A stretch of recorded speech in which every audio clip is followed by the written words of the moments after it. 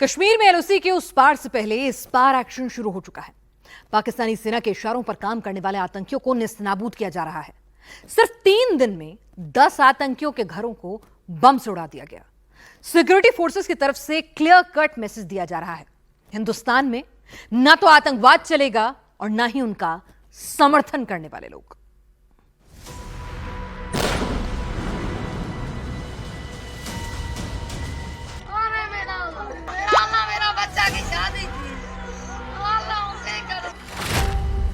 लश्कर आतंकी फारूक अहमद के घर को ब्लास्ट कर उड़ाया। टीआरएफ आतंकी जमील अहमद शीर का घर बुलडोज किया।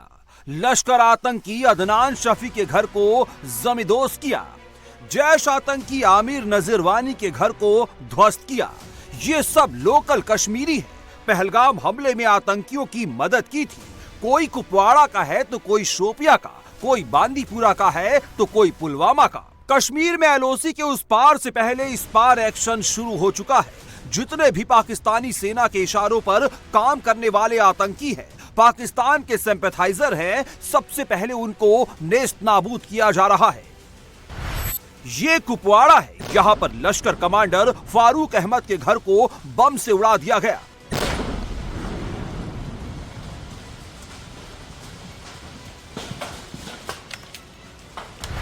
अब यह घर जमींदोज हो चुका है। पूरा घर मलबे के ढेर में तब्दील हो चुका है। फारूक अहमद ने अपने घर को आतंक का अड्डा बना रखा था। हमले के लिए घर पर ही विस्फोटक छिपा रखा था। सिक्योरिटी फोर्सेस पूरे कश्मीर में आतंकियों के खिलाफ ऑपरेशन चला रही है। पहलगाम अटैक में आतंकी फारूक अहमद का भी नाम आया। सिक्योरिटी फोर्स के जवानों ने घर की तलाशी ली। घर में विस्फोटक छिपा कर रखे थे। इसके बाद घर को कंट्रोल एक्सप्लोजन की मदद से उड़ा दिया गया।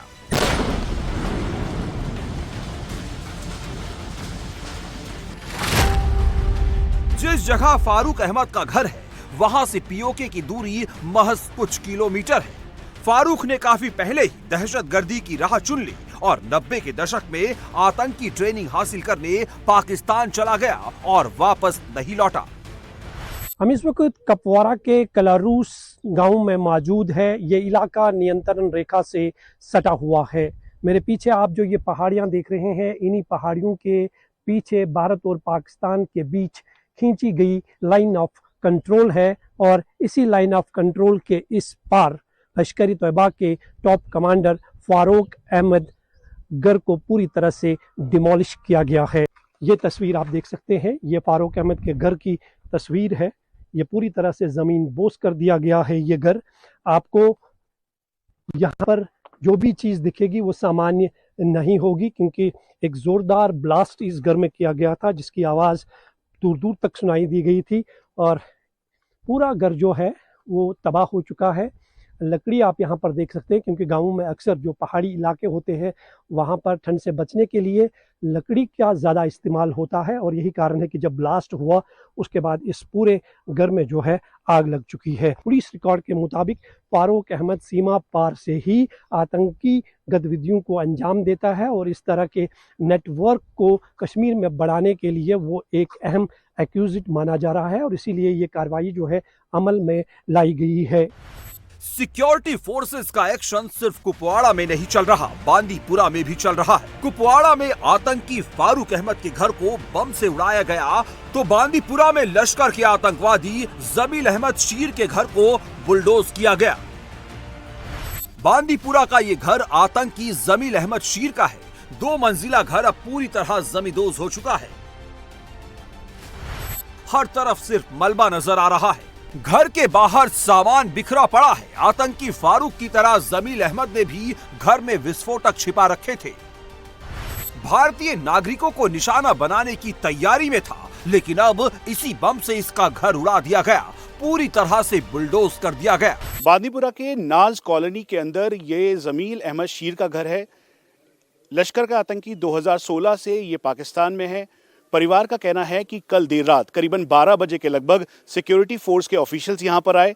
उन्होंने इन सबको अपने घर से बाहर निकाला और फिर एक स्टेडियम के पास रखा वहां पर और इस घर की तलाशी ली और करीबन 4 से 4:30 बजे का वक्त था जब यहाँ पर कंट्रोल्ड एक्सप्लोजन के साथ इस घर को पूरी तरह से बुलडोज कर दिया, जमींदोज कर दिया। घर की स्थिति देखेंगे तो इससे आपको अंदाज़ा लगेगा कि यहाँ पर जब सिक्योरिटी फोर्सेस के लोग आए तो उन्होंने अंदर आकर यहाँ पर जो पूरा छानबीन करने के साथ साथ ये जो पूरा घर है इसको देखा और फिर उसके बाद ऐसा बताया गया कि जो भी यहाँ पे सामान था उसको सस्पेक्ट निगाहों से देखते हुए जब यहाँ पे बीडी स्क्वाड आया तो फिर उसके बाद कंट्रोल्ड एक्सप्लोजन के साथ ये पूरा घर मिट्टी में मिला दिया गया। इस समय सिक्योरिटी फोर्सेस का एक्शन है, जितने भी एलटीज हैं, लोकल टेररिस्ट हैं, जो लश्कर के आतंकी हैं, अलग अलग जगहों पर हैं, उन सभी के घरों को अब एक एक करके वहाँ पे सर्च किया जा रहा है और साथ में ये बुलडोज किया जा रहा है।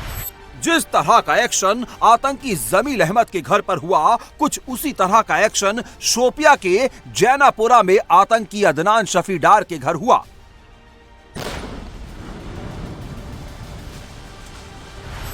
सिक्योरिटी फोर्स के जवानों ने अदनान के घर को भी बुलडोज कर दिया, पूरी तरह से जमींदोज कर दिया। जहां पहले मकान था अब वहां पर मलबे का ढेर बिखरा पड़ा है। सिक्योरिटी फोर्स को घाटी में ऑपरेशन के दौरान अदनान के घर पर बड़ी मात्रा में विस्फोटक होने की जानकारी मिली थी। इसके बाद घर पर सर्च ऑपरेशन चलाया गया। घर पर मिले विस्फोटक को कंट्रोल एक्सप्लोजन के जरिए उड़ा दिया गया। 18 साल का ये आतंकी लश्कर के साथ ही इसके प्रॉक्सी आतंकी संगठन टीआरएफ के लिए भी काम करता है। 1 साल पहले नवंबर 2024 में अदनान लश्कर में शामिल हुआ। इस दौरान घाटी में हुए कई आतंकी हमलों में शामिल रहा।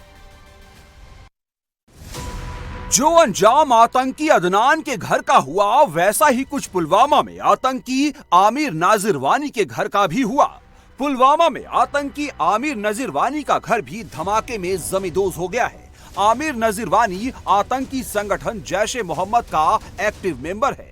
आमिर नजीर वानी पिछले ही साल जैश से जुड़ा है और कई आतंकी वारदातों में शामिल हो चुका है।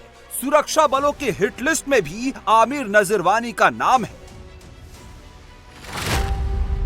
पहलगाम हमले के बाद सुरक्षा बल लोकल टेररिस्टों के ऊपर लगातार एक्शन कर रही है। सिर्फ 6 दिन में 10 आतंकियों के घर विस्फोट से उड़ाए जा चुके हैं। पहलगाम हमले के बाद सुरक्षा बलों ने 1 दर्जन से ज्यादा ऐसे आतंकियों की पहचान की थी जो कश्मीर में रहकर अपने पाकिस्तानी आकाओं से ऑर्डर लेते हैं और फिर आतंकी वारदातों को अंजाम देते हैं। इन आतंकियों के ठिकानों पर लगातार रेड की जा रही है। सर्च ऑपरेशन के दौरान आतंकियों के घरों से सुरक्षा बलों को कई संदिग्ध सामान भी मिले हैं। फिलहाल ये सभी आतंकी फरार हैं। इनकी तलाश में सेना और पुलिस ताबड़तोड़ रेड कर रही है। पहलगाम टेरर हमले में जितने भी मिलिटेंट कमांडरों के नाम सामने आ रहे हैं उन पर बड़ा एक्शन हो रहा है और पिछले 3 दिनों के भीतर अब तक 9 टॉप मिलिटेंट कमांडर के घरों को जमीन बोस किया गया है। इसी तरह की तस्वीर जो है कश्मीर के विभिन्न इलाकों में पिछले 3 दिनों से देखने को मिल रही है, जहां पर लश्कर-ए तैयबा के टॉप कमांडर्स के खिलाफ बड़ी कार्रवाई हो रही है और करीबन 2000 से अधिक लोगों को अब तक डिटेन किया गया है, उनसे पूछताछ की गई है और जो एक्स मिलिटेंट्स है उनसे भी पूछताछ की जा रही है। पूरे कश्मीर घाटी में मिलिटेंटों के खिलाफ ऑपरेशंस में भी तेजी लाई गई है। सर्च ऑपरेशंस चल रहे हैं। OGW और एक्स मिलिटेंट्स और मिलिटेंट से संबंधित रिलेटेड जो भी केसेस है उनको बुलाया जा रहा है, उनसे पूछताछ की जा रही है। एक तरफ पाकिस्तान कश्मीर में किराए के कातिलों को भेज रहा है, दूसरी तरफ LOC पर उसके फौजी बौखलाहट में बार बार सीज फायर तोड़ रहे हैं। पाकिस्तान की तरफ से लगातार तीसरे दिन LOC पर फायरिंग की गई। पाकिस्तानी सेना ने बिना उकसावे के छोटे हथियारों से गोलीबारी की है। पहलगाम हमले के बाद जम्मू कश्मीर पुलिस सेना CRPF के साथ मिलकर संवेदनशील इलाकों में सर्च ऑपरेशन चला रही है। दिन रात सर्च ऑपरेशन चलाया जा रहा है। सुरक्षा बलों ने अनंतनाग जिले में कई जगहों पर छापेमारी की। इस दौरान आतंकियों के मूवमेंट नेटवर्क को ध्वस्त करने के लिए अब तक सैकड़ों संदिग्धों को हिरासत में लेकर पूछताछ की जा रही है। एनआईए पूरी तरह से एक्शन में है। मिनिस्ट्री ऑफ होम अफेयर्स ने औपचारिक तौर पर अब पहलगांव अटैक की पूरी इन्वेस्टिगेशन एनआईए को दे दी है और एनआईए अब इसकी जांच पड़ताल करेगी। सीनियर ऑफिशियल्स एनआईए के उनके मुताबिक मेन मकसद है आतंकियों को उनके मुकाम तक यानी उनके अंजाम तक पहुंचाना।